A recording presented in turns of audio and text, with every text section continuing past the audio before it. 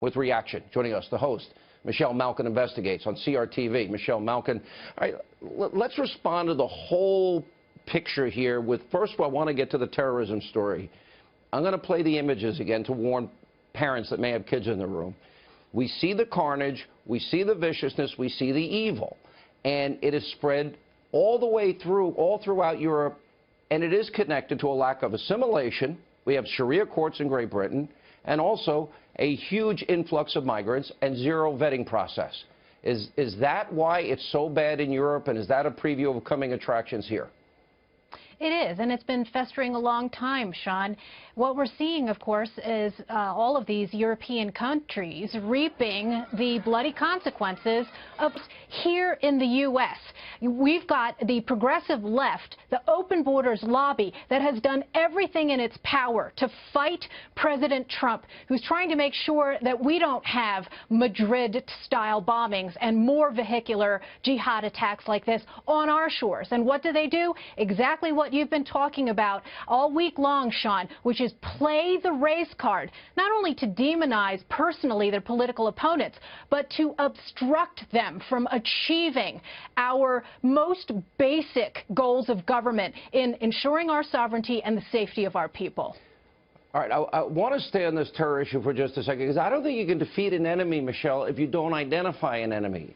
And for 8 years, we wouldn't identify an enemy. And listen, we can cast aspersions and blame all we want here. But if the world doesn't wise up, how bad is this going to get? And if the president doesn't secure the border, if he doesn't get his vetting proposal through, what does that mean for the American people?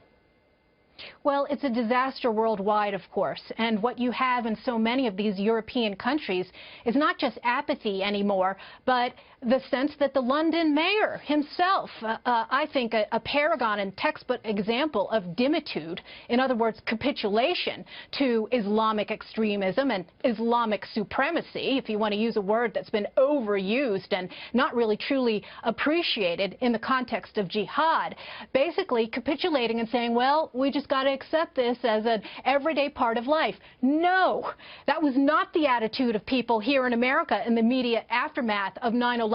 It wasn't the attitude of the people on the plane who embraced the slogan that we have all forgotten since then with the snooze alarm, let's roll. No, what you have now around the world are people who are accepting Islamic terrorism as a fact of life and who have just given in. It's no longer let's roll, it's let's roll over. And finally, we have a commander-in-chief who does not accept that as a reality. And all we get is this constant drubbing from the baying hounds of the partisan enablers of jihad, the partisan enablers of division in this country, who will not accept that we must, as you said, Sean, name the enemy and do everything in our power. It is a fundamental duty of government to stop these people from getting into our country and kicking them out when we find them. In a second.